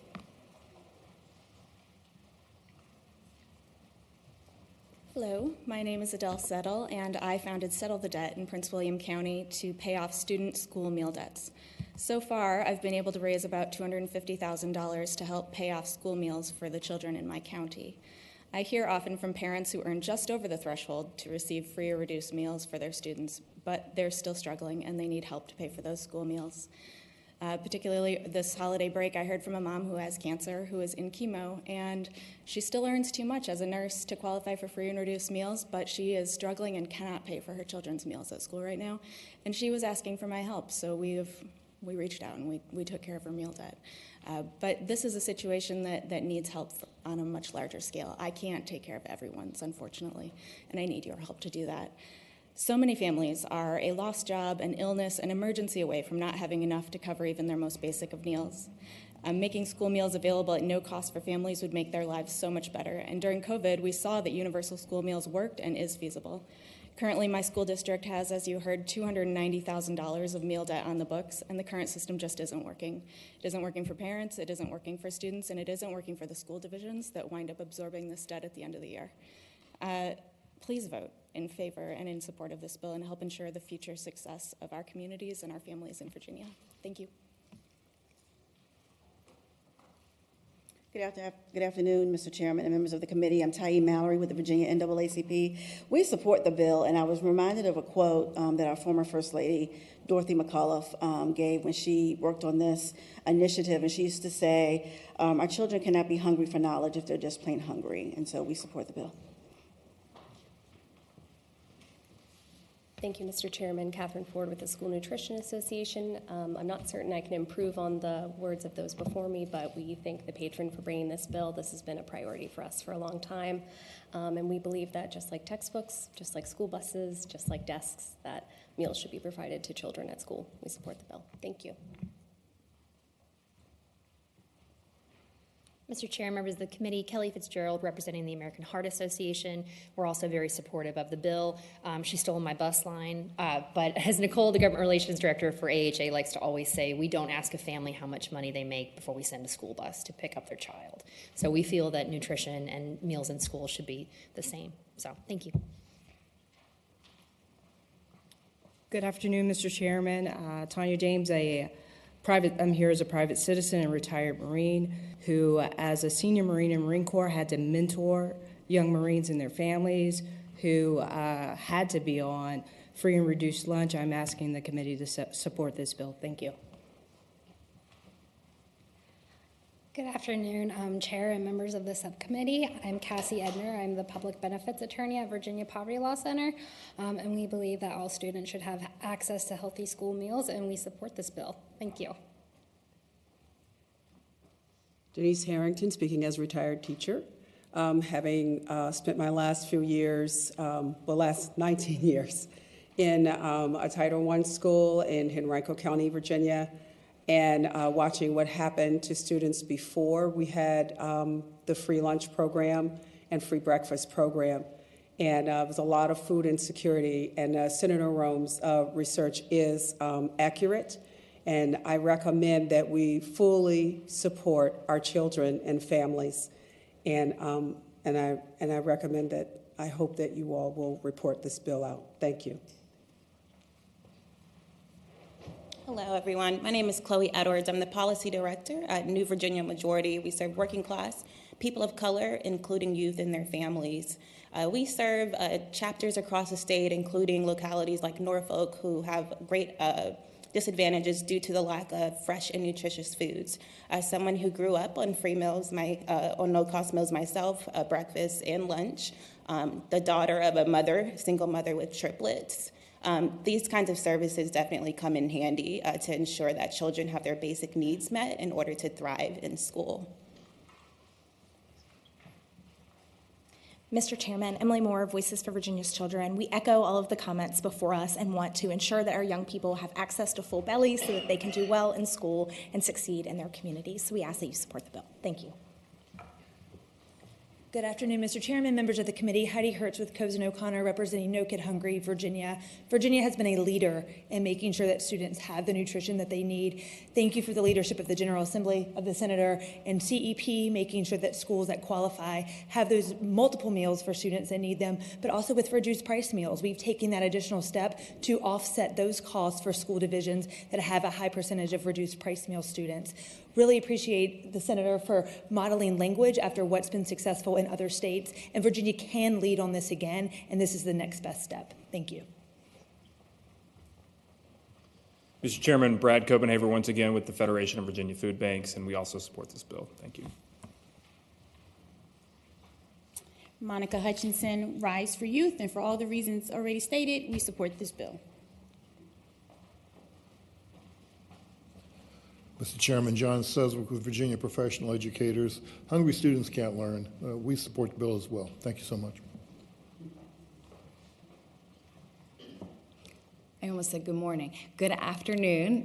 I'm Abby Phillips with the Legal Aid Justice Center. We have a youth justice program that often helps families and youth navigate services and resources and care in the public school system, and we support this bill. Thank you.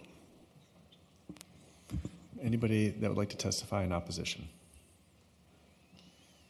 All right, any members? You want question for Senator the Peake? patron, please, Mr. Chair. Senator Peake, yep. Senator Rowe.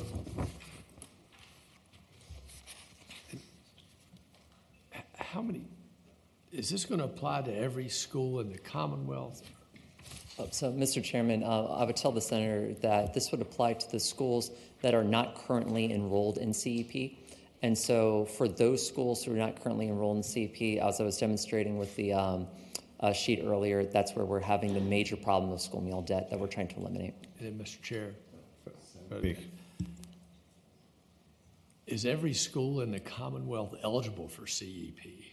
Mr. Chairman, I'll tell the senator that not every school in the Commonwealth is eligible for CEP, and so that's why this bill would apply to the non-CEP schools, or the schools that are only. So the federal government has recently changed one thing where they said CEP eligibility, as opposed to 40% and higher, is now at 25 to 39.9, but they didn't put any money behind it. So those schools are technically CEP eligible in name only; they don't actually get funded. So this would, in fact, include those schools. But otherwise, this is dedicated toward non-CEP schools. And Mr. Chair, Senator Peake. Senator Rome. So, where is the money coming from? Mr. Chairman, I would tell the senator that the money is coming from the general fund via budget amendment. General fund. Oh, then, Mr. Chairman, and what is the amount of that budget amendment? Yeah, sure, Mr. Chairman. Right. So, Mr. Chairman, if you were to combine the two that I was mentioning earlier, the two cost. Universal breakfast per school year is $34,100,000 to take care of all the non-CEP schools, and the lunch one is $138,900,000 for the school year. All right. So it comes out to basically just the quick math on that is roughly $175 million, roughly. Senator Peake. And Mr. Chairman, Senator Rome. And if we do that $175 million, is that going to be a free lunch and breakfast for every child in every school in the Commonwealth? Mr. Chairman, I would say that the answer to that is yes. That would apply to all public schools everywhere in Virginia, from Abington to Accomack, and yes, the other parts in far southwest as well.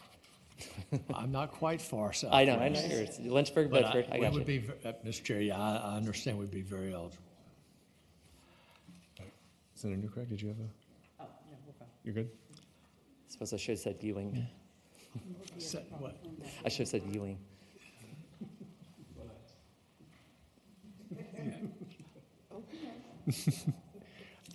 Anybody else? I'll make a comment. Senator Peake. I appreciate what Senator Rome has done, and last year I voted for several bills I think he brought on this issue. I just obviously do not want any child to go hungry, and do not want any child who cannot afford a meal to go hungry, either breakfast or lunch. But I just think at this point I'm not quite ready to say that the Commonwealth is going to pay for breakfast and lunch for every child in the Commonwealth when you got counties. We have one of them, and I don't know which was one of the ones that you guys are from, Loudoun, and one of the others, the wealthiest county in the country. And I just don't see that we should take general fund dollars to pay for breakfast and lunch in some of the wealthiest counties in the Commonwealth. I'm very sympathetic to the senator's passion on this issue and our prior legislation, but that's the reason for my no vote at this time. Mr. Chairman. Yes, please. If I Thank can you, get it to Mr. go. Chairman. Mr. Senator Chairman, Rowe. if I could respond to the senator. If you notice on the sheet here that says school divisions that offer free school meals at a portion of schools, even Loudoun County, as one of the richest counties in the entire United States, has schools that qualify for CEP. And even Loudoun County has significant school meal debt countywide right now. And the thing I have to emphasize with this is it's not the kids that are coming from homes where they have multi-million-dollar incomes, even in Loudoun, that are being affected by this. That is a statistically very small number of students. We're talking about a lot of households, I mean a significant number of households, where the family income is just outside of that free and reduced qualification in the first place, and that you're dealing with several thousand students in that case, where it doesn't matter where they live in the Commonwealth.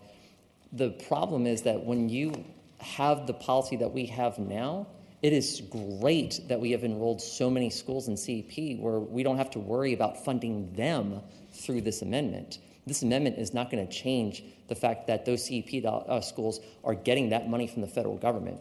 We are picking up the tab for the rest of those schools that are contributing to the 44 schools in Prince William County that I represent that have $300,000 almost of school meal debt. This is a significant problem that we're dealing with for the rest of the schools. I'll just piggyback on two things Senator Rome said, and I'll pass it over to Senator Craig. The first is, right, in this committee we're talking about policy, and I think this is clearly good policy if you're talking about how can we help kids learn. I don't need to repeat what like 5 people said in the testimony about the bus, but I guess I just did. Right, and the idea of you need this infrastructure that helps support kids, and I think it's clear that this policy does that. The second thing I think I would note and kind of reinforce that Senator Rowe mentioned that I think is really important to this conversation is that this is really a bill that's helping working families, right? These folks who are working really hard are just outside of that kind of percentage cap and are the ones that kind of need it the most. And so that's why I will be voting to recommend when we get to the point. But with that, Senator Craig. Real quick question. When some of our schools in Chesapeake, not all of our schools, it's Title I schools, when they went to the reduced free lunch and breakfast, like our band parents, they used to sell Chick-fil-A sandwiches in the morning for $1. Chick-fil-A donated them. They had to stop because they said you cannot sell food if you are totally free lunch and breakfast at these schools. So that's my concern, is how is that going to affect some of our bands and cheerleading and sports that sell the donuts in the morning or the Danishes and things like that just to raise money because they had to stop doing that. Sure. So, Mr. Chair, what I would tell the senator in this case here is that, number one, if you're doing it, depends also, basically, are you doing it on the weekend, for example? Because if you're doing that, for a extracurricular activity that's taking place at the school, then this is not going to affect that. If you're doing it during the regular school day, you are going to either deal with one of two issues, right? If it is a federally governed issue in that case in terms of CEP enrollment, which means that you're dealing with Title I, you're dealing with all that, then you're going to be falling under a different umbrella that currently exists. But this is not going to change that for those schools that are not already enrolled in CEP, that are not already Title I schools. Those schools are very much going to be able to continue providing whatever they need because these are state dollars at this point that's making the difference. So any federal regulation on that is not going to apply in terms of can students bring outside food to sell for slightly above what they paid for it or donated food that was in the first place. Excuse me. These were during the day, like Monday through Friday. They sold them in their little pencil shop. Sure. And Ms. Chair, the other thing I would also like to mention to the senator here is that when you're also looking at this in a grand total, this is the equivalent of up to a $1,000 tax cut, basically, or tax credit that you would have per student, per family in a given year. So if your kids ate all free breakfast, free lunch, and you had like a family of 5 kids, you're dealing with, $5,000 that you would be, saving by the end of a school year on this. That's significant money for a lot of parents that could really use the help for their families. Senator Peake? Mr. Chair, Senator Rome, yes, I had 5 kids. That would have been nice. I appreciate what you're doing And we'll see what some of our tax policy comes out as. We've got some tax questions. That is an interesting thing. If we were to pass this, would that justify a cut in the income tax and a raise in the sales tax if you're giving $1,000 benefit to some families? So that is an interesting point. I am going to be a soft no at this point, just so we can continue this, and am fully open to being educated more on this. Mr. Thank Chairman, you, Senator. if the senator would like to be a soft no, then an abstain button would be great. And I would say, and Mr. Chairman, I don't think I've ever abstained on a vote. If I come here, I feel like it's my duty to vote, and so I vote. that is why. But I am amenable to being convinced. All right, this committee works on motions. This committee works on motions. I move to recommend reporting to. All right, there's been a motion and a second to recommend a report, Senate Bill 283. All those in favor will say aye. Aye. All those opposed? Very quiet. 4 ayes, 1 nay. The motion passes. Thank you, Senator Thank you, Rome. Mr. Chairman. Thank you, Senator. All right, so Senator Locke asked that we take by for the day Senate Bill 54, so I'll entertain that motion. Second. All right, there's been a motion and a second to pass by Senate Bill 54. All those in favor say aye. Aye. No? All right, Senate Bill 54 is by for the day. Next, we will take up Senator Craig's 2 bills, which we are also going to pass by for the day. For the day. Let's do them separately. Let's do Senate Bill 170. Can I get a motion to take that by for the day? Second. There's been a motion and a second to take by Senate Bill 170. All those in favor say aye. Aye. Opposed? Senate Bill 264. Do you mind actually just talking about this bill? And then I want to make some comments just so we can kind of socialize. So we can socialize the bill with folks that might care about it real quick, and then we'll make a motion to pass it by for the day. So if you could just explain that one. Did she bring her talking? I did. Thank you. Now, I'll let you take it away, Senator Craig. Thank you, Mr. Chairman. So, Senate Bill 264, it's a bill that establishes a greater transparency of students' activity monitoring on school-issued devices. It serves and requires guidelines for school divisions to provide greater transparency, awareness, and content safety, and allowing parents to have that information.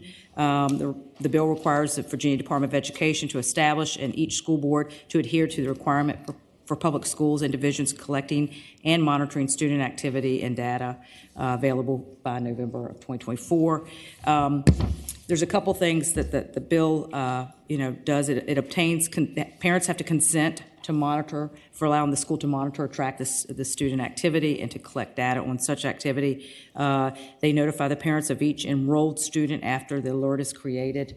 And then, except as otherwise provided in subsection D, delete all data on students' activity within 90 days. So we don't keep the data, but up to 90 days. And it permits parents to unenroll or enroll a student to waive the restrictions on their device. There's a couple of different mechanisms to this. It is very detailed. I think we need to work on it a little bit. We had some more questions on this bill. And I would love to be able to entertain some deep talks into this with stakeholders and see if we can come up with a bill that will pass next week. Yeah, and just for the record, for the folks that care about this bill, this I think fits in kind of with the bill that we were talking about with Senator Stanley about. We've got these new issues and there's a lot of complexity to it. And I already talked to Senator Craig about. I philosophically am like the concept of the bill, but I had questions about 3 sections, and so I'm going to just throw them out there so folks in the ether that might want to work to make this better. Or if any other people have concerns, we can talk about it in the next week. But my questions were around lines 23, 24, about consent from parents for collecting the data. The other one was lines 25 and 26 about the notification process for tracking, and lines 40 and 41 about how we're setting restrictions for students, but ensuring that we can still use it as teachers and students. How do we square that circle of putting the most restrictive settings for some of the stuff online? So I just want to throw that out there because it's a complicated bill, and hopefully we can get it right. With that, I'll entertain a motion to pass by for the day. Move to pass by for the day. There's been a motion and a second to pass Senate Bill 264 by for the day. All those in favor say aye. Aye. All those opposed? All right, we got two last bills. You got me. I saved the best for last, y'all. All right. All right. So, all right. So I have two bills that are both eventually going to have to find their way into Senate Finance. So we'll start with Senate Bill 127. This is a bill that if you've been around, you've seen this bill. It is the getting to the school counselor ratio of 1 in 250. You know, since I've first been here, we've really chipped away at it every year. And so the goal of putting in this bill this year is to keep it in the mix financially so that we can keep chipping away, because that we know it's at 325. And so we tried. Yeah. And so we know school counselors help kids academically. We know school counselors help kids with work pathways and school pathways. We know school counselors help with the mental health crisis. And so this bill is an attempt to try to get closer to that ratio, if not get to that ratio. And so that's the bill. Any questions or comments or concerns? And yeah. Move the report. Second. All right, there's been a motion and a second to recommend to report Senate Bill 127. All those in favor say aye. Aye. Opposed?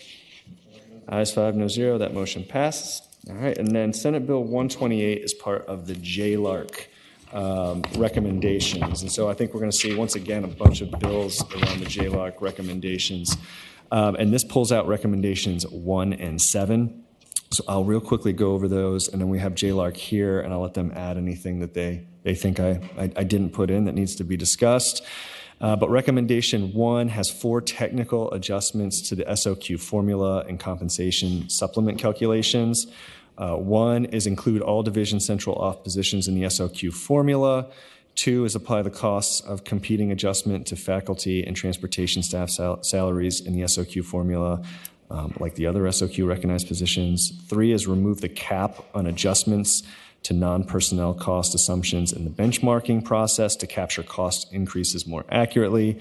And 4 is to account for the cost of faculty, staff salaries, and compensation supplement calculations. Recommendation 7 from the report will change the local composite index to be calculated using a 3-year average rather than a single year of data every other year. This would reduce the effect of any major kind of year-to-year changes and fluctuations and would reduce volatility in the numbers. This is 2 of those components. I think, you know, per my comments in full committee earlier, we need to have a new funding formula and we need to have a new thing. But in the meantime, this helps us, you know, address some of the things that we can address in the short term. So JLARC says that was good. If there's anybody that wants to speak, this one's a little bit more complicated than the 1 in 250. So if anybody wants to come up and speak, we'll put 5 minutes up on the timer. If there's anybody that supports, come on up.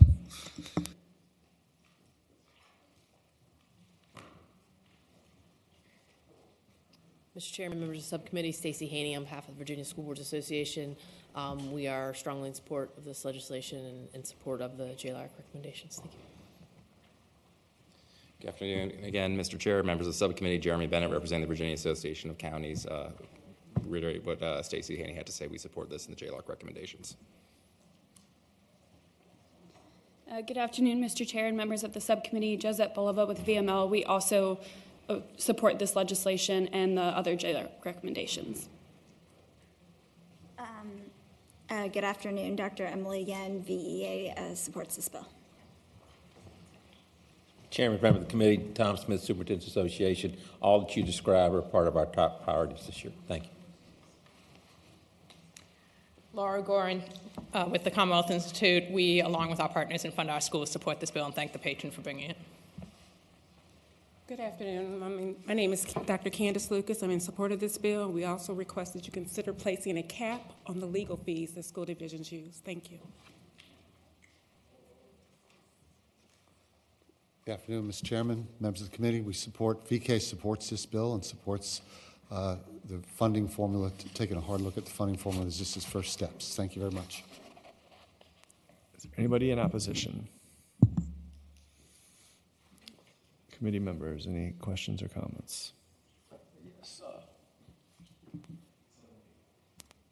I guess to you, Mr. Patron, Mr. Chair, when I see anything changing the SOQ formula from our rural counties, it always seems that we're very concerned that this is going to hurt us at the expense of Northern Virginia, Tidewater, other areas.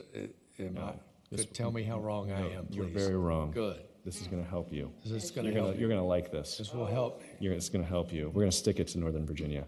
All right.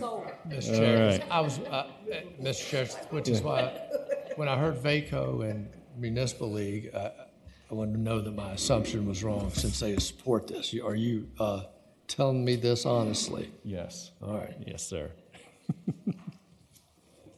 Senator Locke. Kind of a question for Senator Peake, but not really.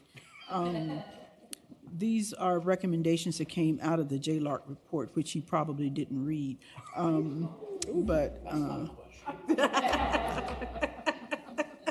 But I just wanted to thank you for at least going to the JLARC report and pulling out these recommendations so that we can at least start to address some of those recommendations as we move forward. All right, this committee works on motions.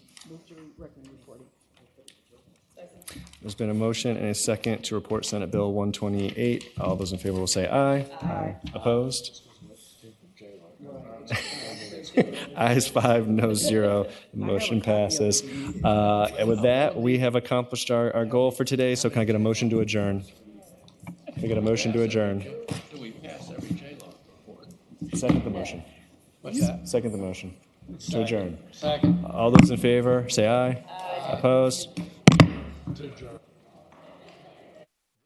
The Senate of Virginia, Richmond, Virginia.